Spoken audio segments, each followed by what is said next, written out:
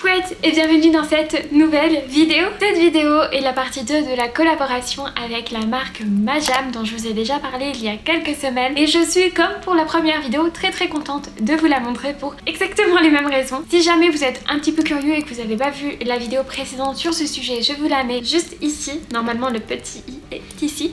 Et vu que j'ai beaucoup aimé mon expérience, et bien je suis trop contente du coup de la réitérer avec cette autre box. Donc si vous avez vu la vidéo précédente, vous savez qu'ils m'ont envoyé deux box. J'ai fait d'abord la robe des fêtes évidemment vu que c'était les fêtes. Et là c'est toujours dans leur collection hiver. Je vais faire une petite jupe qui sera parfaite dans un look années 60, donc autant dire que je suis ravie. Je vais vous parler de la box un tout petit peu plus tard. D'abord je vais vous parler du retour que j'ai eu de Majam. Donc quand ils ont vu ma vidéo, qu'ils prenaient en compte les retours que je leur ai donnés. Donc peut-être qu'un jour, dans l'avenir, ne sait-on jamais, il y aura dans les box Majam une étiquette par rapport au tissu et une petite pochette pour ranger ses patrons. Pourquoi pas? Je vais vous parler de la box. J'ai reçu du coup la jupe Cosmos. Elle fait partie des kits à coudre où on peut choisir la couleur du tissu. Alors si je dis pas de bêtises, pour celui-ci il y avait trois couleurs, soit camel, soit bleu, soit noir. Moi j'ai pris camel parce que pour faire des looks années 60, années 70, ce sera juste canon. Et je suis contente parce que c'est une jupe un petit peu courte et vu que j'ai un nouveau tatouage qui est sur la cuisse cet été, je vais pouvoir me la péter avec. Cette vidéo, comme la précédente, sera divisée en plusieurs parties. Déjà, il y aura l'unboxing du kit couture. Ensuite, il y aura la réalisation. Ensuite, des vidéos, photos du look final. Et à la toute fin, la conclusion, mon avis, etc. Est-ce que ce sera aussi bien que la box précédente? Est-ce que je vais sentir le même bien-être en cousant cette jupe que la box précédente? Ou est-ce qu'il y aura des carabistouilles? Nous découvrirons tout ça bien ensemble. Pour le coup, j'ai un petit peu triché, j'ai déjà ouvert la box pour pouvoir laver le tissu parce que j'ai très envie de le couper tout de suite. Du coup, je m'y étais un peu prise en avance. L'avantage, c'est que ça fait un mois que je l'ai ouverte et que j'ai lavé le tissu, donc j'ai le temps d'oublier des petites choses. Mais je vais quand même l'ouvrir avec vous. On va l'ouvrir comme ça. Là, on a notre beau tissu. Le tissu se présente comme ça. Donc là, vous voyez que l'envers, mais l'endroit, je sais pas si vous verrez, ça fait un peu velours côtelé, très fin, vous voyez. C'est un peu texturé quoi. Ensuite on a toujours la bobine de fil Gütermann, meilleure marque, il n'y a rien à dire. Nous avons également la fermeture éclair pour la jupette. Et alors ça j'adore, on a la boucle de ceinture, c'est trop bien. On a aussi bien évidemment le patron qui sera la première étape, donc découper le patron à ma taille. Normalement j'ai simplement à regarder les tailles de la robe d'avant et si c'est les mêmes, j'ai juste à prendre exactement la même chose. Normalement d'une marque, sur une marque les modèles font la même taille, etc. Et évidemment le petit livret explicatif où on a le dessin de la jupe et tout ce qu'il faut savoir à l'intérieur. Alors, première remarque, le livret est moins fourni que celui de la robe Java. Je me demande si cette robe était pas un petit peu comme la touche exceptionnelle des box. Quand on ouvre, on a tout de suite ce dessin technique que j'aime beaucoup, donc c'est encore mieux quand on a nos pièces de patron de dire « Oh, mes poches, ça ressemble à quoi une fois fini, machin ?» On se réfère tout de suite et pour les débutants, je trouve ça génial. Toutes les marques devraient faire ça. On a bien sûr le tableau de taille, les fournitures. Alors, moi, je crois que j'ai eu un petit couac parce que je n'ai pas le thermocollant dans les fournitures. Alors, je vais leur envoyer un message après avoir coupé la caméra et du coup, plus tard dans la vidéo, je vous donnerai la réponse. Donc, les marges de couture sont comprises. Comme la dernière fois, vous savez que moi, j'aime pas trop ça. Mais bon, ça réjouit la plupart des gens, donc je vais pas dire grand chose. On peut aussi retrouver des vidéos YouTube pour les points techniques, comme ce que je vous disais dans la vidéo précédente. On a le plan de coupe pour les tailles de 34 à 50 et de 52 à 58. Parce que oui, ça va de la taille 34 à la taille 58. C'est trop bien, c'est archi inclusif. L'effort de la part de la marque. Aussi, je ne vous ai pas montré le niveau de difficulté, c'est 2 sur 5. Je vous dirai après mon avis final sur la difficulté. Alors, on a toujours la checklist pour bien démarrer, ça c'est très cool aussi. On a même les zones que l'on doit surfiler qui sont bleutées sur le schéma, mais qu'est-ce que c'est une bonne idée, c'est trop bien.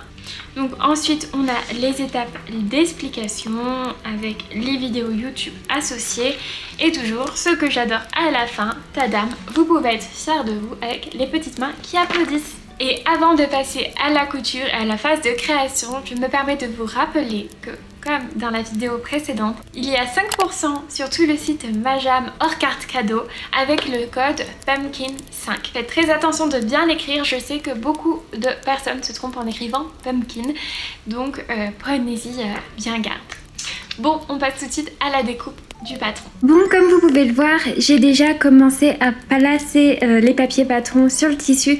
Je voulais le faire un petit peu tranquillement de mon côté parce que j'ai rien de plus à vous apporter que ce que je vous ai déjà montré. La seule chose par contre que je veux vous montrer, c'est que j'ai allongé la jupe. J'ai tout simplement, dans mon cas, rajouté 3 cm en bas parce que je suis grande, je fais 1m75 et il faut que j'arrête de faire des vêtements qui sont toujours un chouille trop court pour moi. Alors normalement, vous voyez, il y a cette bande là que je suis censée découper pour allonger ou raccourcir à partir de ce trait là, mais sincèrement sur une jupe je me prends pas la tête, je rajoute en bas hein, tout simplement pour que ça m'aille mieux et que j'ai moins peur quand je me penche hein, les grandes savent. Bon, on se retrouve le lendemain du plan précédent et j'ai fini la checklist des choses à faire avant du coup de commencer la couture. Je suis très contente parce que je vais pouvoir enfin commencer à coudre et utiliser ma belle nouvelle machine. Bon, c'est pas la première fois, j'ai déjà fait un vêtement avec une jolie robe bleue que vous avez sûrement déjà vue. Donc là, on va commencer, je suis trop heureuse. Par rapport au thermocollant, donc j'ai thermocollé toutes les pièces. Je leur ai posé la question si c'était une erreur le fait qu'il n'y en ait pas dans ma box. Et en fait, non, le thermocollant, c'est la seule chose qu'ils ne fournissent pas. C'est bon à savoir, c'est peut-être noté normalement sur le site, mais vu que je suis passée bah, du coup du côté un peu différemment, vu que c'est une collaboration, j'ai certainement loupé cette mention-ci. Donc il n'y a pas de thermocollant dans les box. Bon, en même temps, c'est vrai que c'est un petit peu embêtant si vous êtes couturière débutante, que vous n'avez pas de thermocollant déjà à la maison. Dans ce cas-là, il va falloir aller se déplacer, en chercher, en acheter. Et par contre, je sais très bien que si vous cousez déjà assez régulièrement, vous n'aurez pas de... Enfin, vous n'avez pas de problème, hein. Normalement vous en avez déjà. Ou de toute façon, vous comptiez en racheter ou quelque chose comme ça, parce qu'on a toujours besoin de thermocollants dans nos maisons de couturière. Donc on va commencer tout de suite. Donc comme la dernière fois, je vais faire l'enfonçage et je vais suivre les instructions à la lettre. Donc il nous demande pour commencer de coudre du coup le fond de poche endroit contre endroit avec le devant de la jupe, soit d'assembler ça et ça. Alors c'est drôle parce que on commence souvent par les poches sur ce genre de projet. Par exemple ma jupe tablipette, il me semble que c'est la première chose que l'on doit faire. C'est exactement le même principe de poche en plus, donc je suis pas perdue. D'ailleurs si vous voulez voir la réalisation de ce tablier, jupe tablipette comme je l'appelle, il y a la vidéo sur ma chaîne YouTube, je vous la mets dans le petit i en espérant y penser. Et si j'y pense pas, mettez-le moi en commentaire que j'y pense après. Parce que tête en l'air comme je suis, je peux oublier. Donc on va commencer par épingler ça et je me dis qu'avec mon nouveau setup d'atelier, ça va être super agréable aussi pour vous filmer ce que je fais. J'épingle, je fais ma canette et on va pouvoir coudre. C'est trop bien. Je pense qu'on n'est pas trop mal comme ça. Donc j'ai commencé par faire la canette et enfiler la machine. Je suis très pauvre en canettes avec ma nouvelle machine parce que c'est des canettes spéciales pour Husqvarna, la marque de la machine à coudre. Elles sont un tout petit peu plus grandes que les canettes classiques et même si dans le fond je suppose qu'une canette plate classique passe dessus, je préfère prendre aucun risque, histoire de limiter tous les problèmes que je pourrais potentiellement avoir en faisant des carabistouilles, que je veux la garder le plus longtemps possible en bon état. D'ailleurs j'ai pris une bonne résolution de couturière, c'est que chaque année j'irai envoyer ma petite machine à réviser ainsi que la surjeteuse que j'utilise à outrance. Je voulais vous montrer, j'ai acheté un petit portant pour les bobines, c'est super bien, là c'est les bobines que j'utilise le plus, j'utilise beaucoup de couleurs vous savez, plus le bâti qui est ici et en dessous j'ai une grosse boîte remplie d'autres bobines. Les rangements ont été achetés à Centracor. Avant je mettais tout en vrac dans une grosse boîte donc pouvoir bien voir chaque élément c'est vachement pratique, on va pas se mentir. Pour les curieux, ma machine à coudre vient de chez Chouvel à Clermont-Ferrand qui est une boutique de réparation de machines mais aussi du coup de vente. D'ailleurs c'était assez drôle quand je suis allée la prendre, c'est-à-dire que j'ai expliqué au vendeur que j'étais prof de couture. Et du coup, en fait quand on achète une machine chez eux on a un cours de couture offert et ça nous a bien fait rire de se dire pas trop besoin du coup. On a bien rigolé en tout cas et du coup c'est là-bas que j'achèterai ma canette. Ah oui, et pour ceux que ça intéresse, les curieux, je ne sais pas, je me suis aussi faite une petite poubelle de table que je peux, par exemple si je vais chez quelqu'un pour coudre, je peux facilement la refermer et la glisser dans ma boîte de couture, donc c'est plutôt pratique.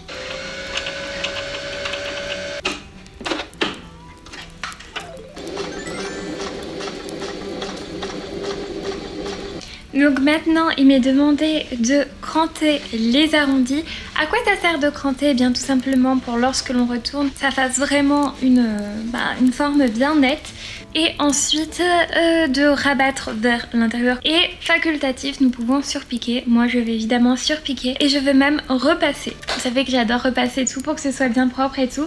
Donc on va bien mettre tout ça à plat et ce sera très joli. Donc je le rabats bien proprement à l'intérieur comme ça et je vais l'épingler avec des épingles tête en fer pour que ça puisse passer sous le verre à repasser. Vous me demandez souvent est-ce que je n'ai pas peur de rayer mon fer.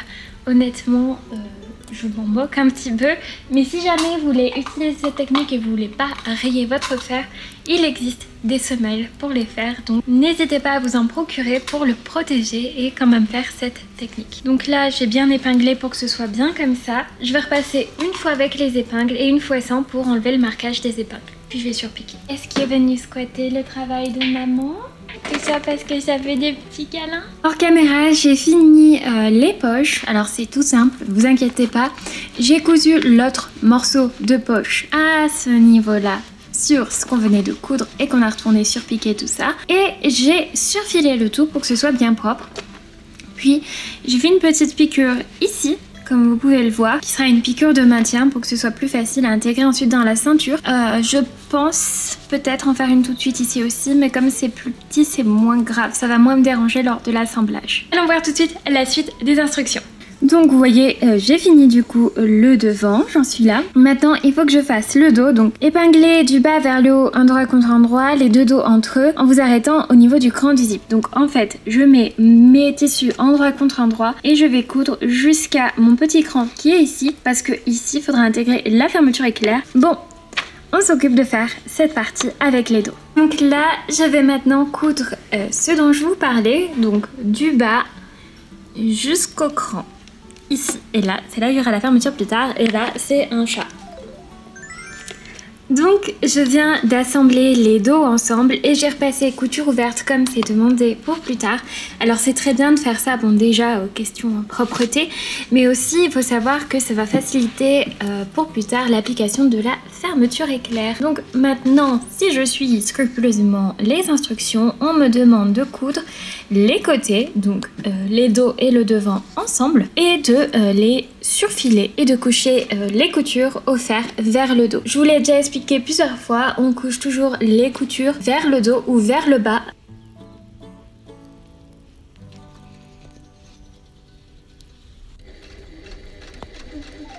Maintenant, on va s'occuper de la ceinture, donc on va coudre les pièces de ceinture ensemble. Donc d'abord les parties thermocollées pour que ça donne ceci, et je vais faire la même chose avec les parties non thermocollées. Et là ça fait un petit bonhomme qui sourit, voilà. Honnêtement, je prends toujours autant plaisir à créer cette jupe comme pour la petite robe. Bon, déjà j'ai assemblé les morceaux de ceinture ensemble, donc les morceaux thermocollés ensemble et les morceaux non thermocollés ensemble, et là j'ai déjà tout repassé couture ouverte. Donc ça pour le moment on va le mettre de côté parce qu'on va attaquer une tâche longue et celle qui m'angoissait le plus personnellement. Alors quand je dis que c'est la tâche qui m'angoisse le plus, angoisser est un bien grand mot évidemment, c'est juste que j'ai encore jamais fait ça et du coup je me demande comment ça va se passer, si ça va bien se passer, etc. Donc en gros c'est de assembler les passants. Donc on va utiliser la technique pas à pas. De toute façon c'est ce que je fais tout le long de cette vidéo, c'est-à-dire que je rajoute pas du tout ma patte dans les coutures. Je suis précisément ce qu'ils disent parce que c'est comme ça que je vous propose de meilleurs tests. Et du coup, je vais voir ce qu'ils me disent pour les passants. J'en ai 6, non? Je sais plus, 8. J'en ai 8. Donc, ils nous disent de repasser en pliant 1 cm comme ça. Et de repasser par-dessus en pliant d'1 cm toujours l'autre extrémité qui est l'extrémité surjetée qui finira sur le dessus. Puis de coudre au milieu pour fixer tout ça. Donc, je plie le premier côté à 1 cm. Je repasse. Je plie le deuxième côté, je repasse et donc ça ressemble à ça et je suis censée coudre au milieu. Je suppose qu'après ça, ce sera tenu dans les passants, enfin dans la ceinture. Ce sera kiki quand même, hein.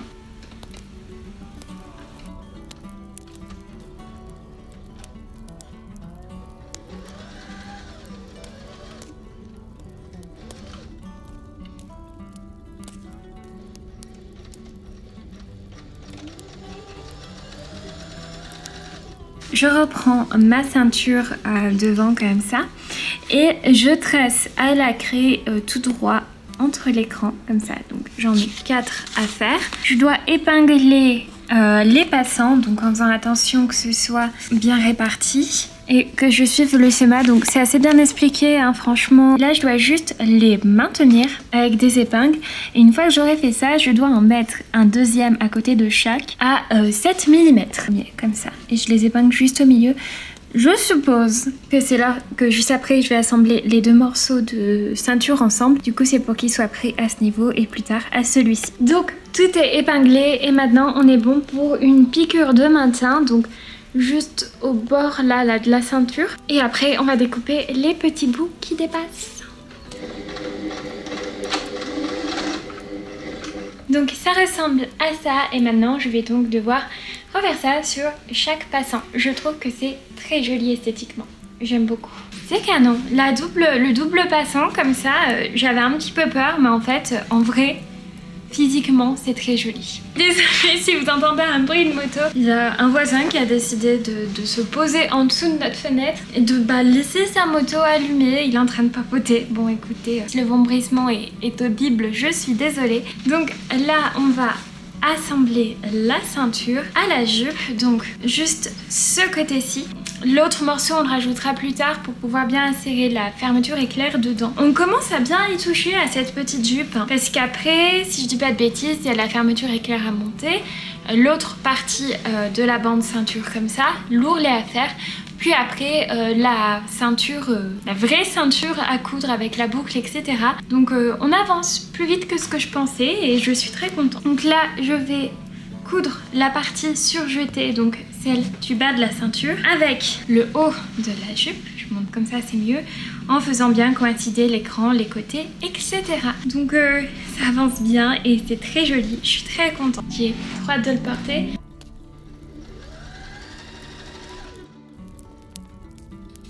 Elle passe les épaisseurs des passants et des poches, mais comme si c'était un petit bout de coton tranquille quoi. Elle est trop bien ma nouvelle machine, je l'aime trop. Et tadam, ça ressemble à ça, c'est trop joli. Donc là je vais quand même repasser les coutures parce que là vous voyez ça fait pas beau en fait la jonction. D'ailleurs là c'est l'un des rares cas où on couche plutôt la couture normalement vers le haut parce que du coup après ce sera caché dans la couture de la ceinture. Je crois qu'après il faut que je commence à monter la fermeture, coudre le zip à la jupe en commençant à coudre à 1 cm du haut de la ceinture. C'est bien dessiné encore une fois, on comprend bien et ça c'est très appréciable. Je repasse, j'épingle la ceinture et la fermeture éclair et je vais l'assembler. Voilà, déjà je pourrais mettre ma jupe une fois que j'aurai fait ça.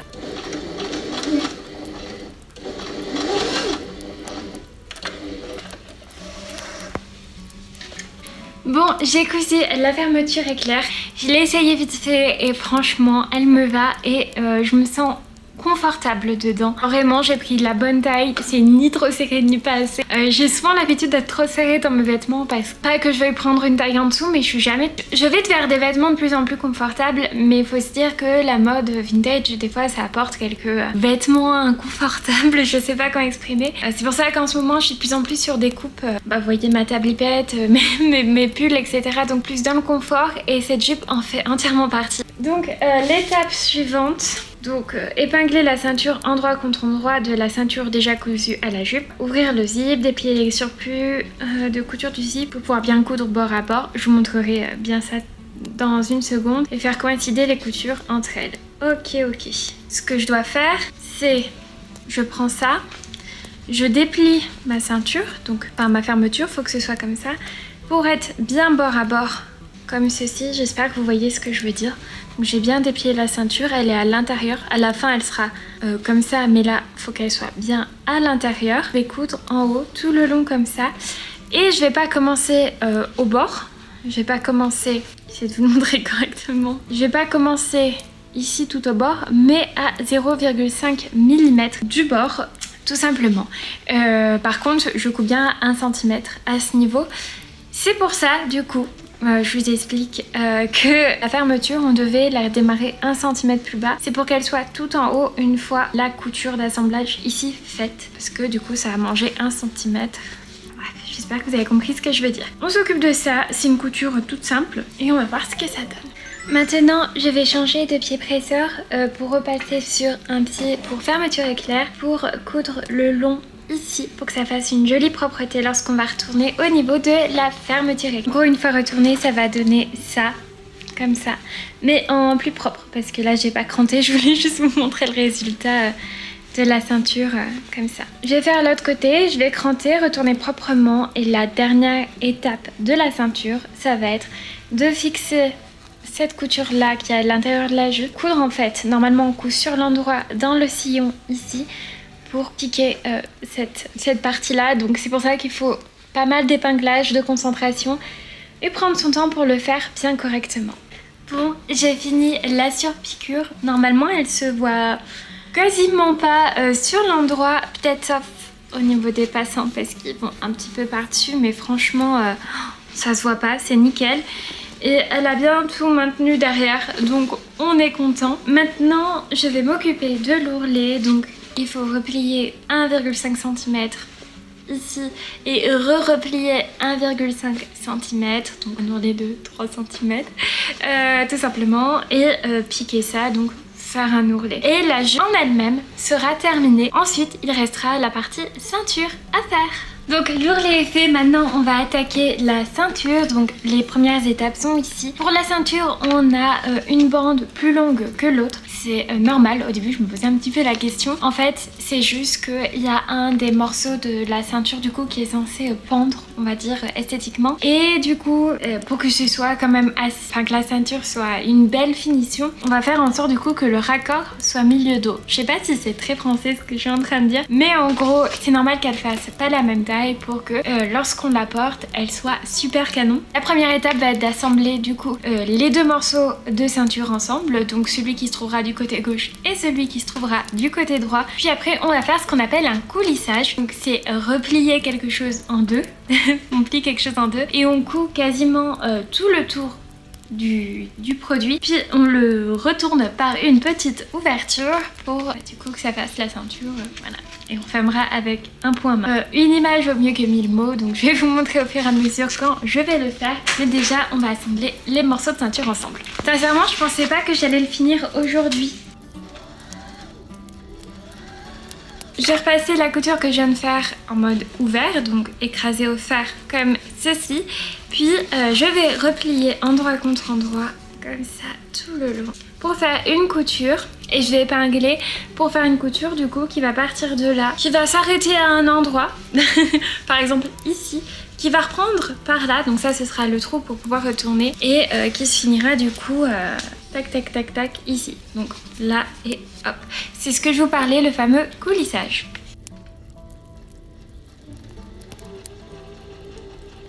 J'ai fait le tour en laissant l'ouverture. Maintenant, je vais cranter les bords pour pouvoir le retourner plus proprement. Donc, je prends mon angle comme ça et je vais couper pour que lorsque je retourne, l'angle soit super joli. Et je vais faire pareil du coup sur l'autre côté. Là, j'aime bien dégarnir un petit peu dans le doute toujours, même s'il n'y a pas une couture. Et ensuite, je vais me servir de mon super accessoire qui est celui-ci pour aider à retourner l'angle. Ça, je savais pas que c'était aussi utile avant d'en avoir un, et vraiment pour retourner les angles, il n'y a pas mieux. Et une fois que ce sera retourné, du coup, je vais le repasser bien à plat et je vais coudre à la main pour refermer le trou. Bon, j'ai fini à l'instant de coudre à la main le petit trou là qui restait. Donc la ceinture, elle est comme ça. J'essaie de vous montrer où est-ce que c'est ma couture main. Je pense qu'elle doit être là, mais comme je l'ai bien faite, ça se voit très peu. Je pense que c'est ça. Faudrait que je repasse du coup évidemment. Donc ensuite je devais prendre le côté le plus petit de la ceinture et tracer un trait à 14 cm du bord. Et je vais plier. L'idée sera de plier le bord de ceinture ici. Mais avant toute chose, il faut rajouter la boucle qui est magnifique. Faut pas que je me trompe dans le sens. Je suis capable de me gourer. Ça sera l'envers de la ceinture et ça l'endroit. Donc techniquement, faut que je le mette comme ceci. Voilà. Et là, je vais replier sur le trait rouge, comme ceci et je vais piquer du coup juste ici. Puis il restera un petit point à faire à la main pour un petit peu mieux maintenir la boucle à ce niveau là et ce sera terminé. Je suis trop contente.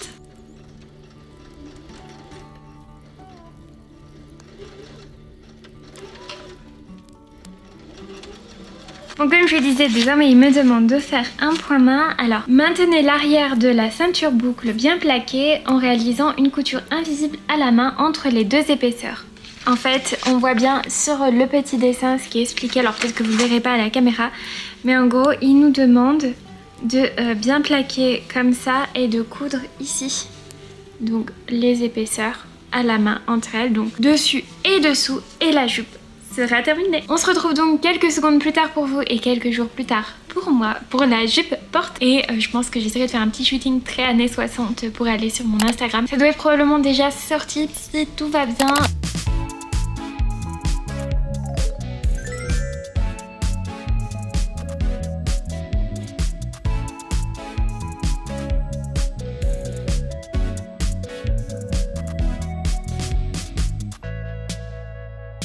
Bon, je sais que cette vidéo a duré déjà très longtemps, mais je crois que si vous êtes abonné à ma chaîne YouTube, vous êtes habitué à ce genre de format et j'espère que vous l'aimez, sinon je ne sais pas vraiment ce que vous ferez ici à ce moment de la vidéo. En tout cas, j'ai quand même essayé d'écourter la conclusion, même si vous savez que j'y arrive jamais forcément. Donc ça fait plusieurs semaines que j'ai cousu la jolie jupe et il faut savoir que je l'ai portée quand même pas mal de fois depuis que je l'ai cousue. Je trouve que c'est une jupe parfaite pour pouvoir la porter assez facilement au quotidien, c'est-à-dire tu mets ta jupe, un collant, un haut et c'est nickel, et tu peux aussi l'accessoiriser avec des looks très précis pour vraiment avoir un look extraordinaire. Personnellement je sais que c'est une jupe faite pour la collection d'hiver, mais j'attends le printemps avec grande impatience pour la porter, pour pouvoir la porter donc avec mes petits hauts années 60-70 en coton qui sont magnifiques. Le mélange des deux ne pourrait être que superbe.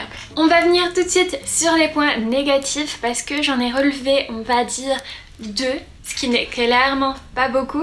En premier lieu, je dirais que c'est dommage que le thermocollant ne soit pas fourni avec la box. Après, comme je l'ai dit en début de vidéo, souvent quand on fait de la couture de vêtements, de sacs ou peu importe, on a du thermocollant à la maison. Et si on n'en a pas, eh bien il est bien qu'on en achète parce que c'est vraiment comme un outil indispensable au même titre que votre paire de ciseaux par exemple. Mais c'est vrai que juste pour les personnes qui se lancent et qui n'en ont pas encore, eh bien il faut aller faire un achat supplémentaire, et ce qui perd un tout petit peu l'intérêt de la box selon moi, qui est de vraiment tout recevoir chez soi. Après comme je vous l'ai dit, vraiment le thermocollant vous en aurez tout le temps besoin, donc ce ne sera pas un achat inutile en tout cas, et n'hésitez pas à en prendre beaucoup plus que ce qu'il ne faut pour ça, pour ne plus avoir jamais à vous déplacer, ou en tout cas pas avant un long moment. Le deuxième défaut, et je pense que c'est plutôt un manque de chance de ma part, je trouve que c'est un tissu qui se froisse assez facilement, et c'était aussi le cas de la robe Java. Alors quand je dis que c'est peut-être un manque de chance de ma part, c'est peut-être que je suis tombée sur deux produits qui se froissent plutôt et que les autres ne le font pas, je n'en sais rien. Après c'est juste goût personnel, vous savez que je suis toquée, même si j'ai pas mon haut le plus repassé du monde, j'aime bien que mes cousettes en tout cas soient bien repassées et que ça ne bouge pas,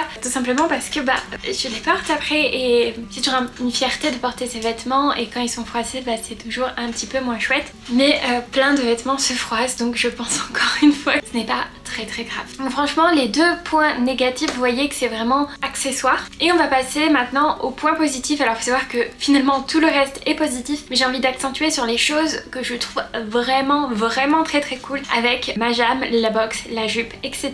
On commence tout de suite. Déjà, je vous l'ai déjà dit, j'adore cette marque, ma jam. Je trouve que les explications sont tellement claires, précises. Si en lisant on a un doute, on a le dessin juste à côté qui est toujours bien fait, bien dessiné, etc. Je n'ai vu absolument aucune erreur pour cette jupe. Là où pour la robe j'avais eu une petite erreur au niveau de la découpe où on se retrouvait avec deux bandes de tissu au lieu d'une, c'était clairement pas quelque chose de grave, mais là il n'y a même pas une petite erreur pas grave, il n'y a rien, il n'y a pas d'erreur, et ça c'est génial. Franchement vous savez que sur les réseaux sociaux je me bats plutôt pas mal contre le mauvais contenu, que ce soit le contenu vidéo sur YouTube que je trouve parfois assez déplorable, enfin voilà, des gens qui font des tutos couture et qui ne maîtrisent pas la couture et qui enseignent de mauvaises choses qui ne fonctionnent pas. Je suis aussi assez remontée contre tous ces patrons où il y a beaucoup d'erreurs, même ces livres qu'on achète dans le commerce de couture qui ont des erreurs. Si vous me suivez depuis un petit moment, vous savez vraiment que c'est quelque chose qui m'agace, et je trouve que lorsqu'on commence la couture et qu'on n'a pas encore l'esprit l'esprit critique pour la couture, ça peut être très compliqué aujourd'hui. Mais du coup,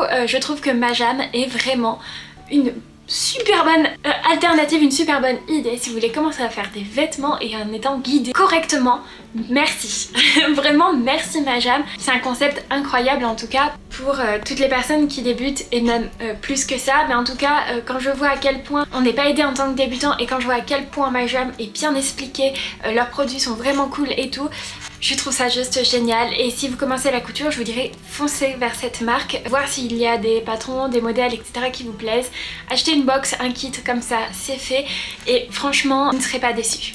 D'ailleurs, si jamais vous avez envie de commander chez Majam, j'ai un petit code promo pour vous qui va durer 2 mois à partir de la diffusion de cette vidéo. Il s'agit du code PUMPKIN5 qui vous donne 5%. Sur tout le site, hormis les cartes cadeaux, il reste encore 2 mois comme je vous l'ai dit. Donc foncez, allez-y, commandez et découvrez la couture. Franchement, c'est un super biais. Là en plus, ils ont sorti des petits sacs. Moi je pense que je vais craquer.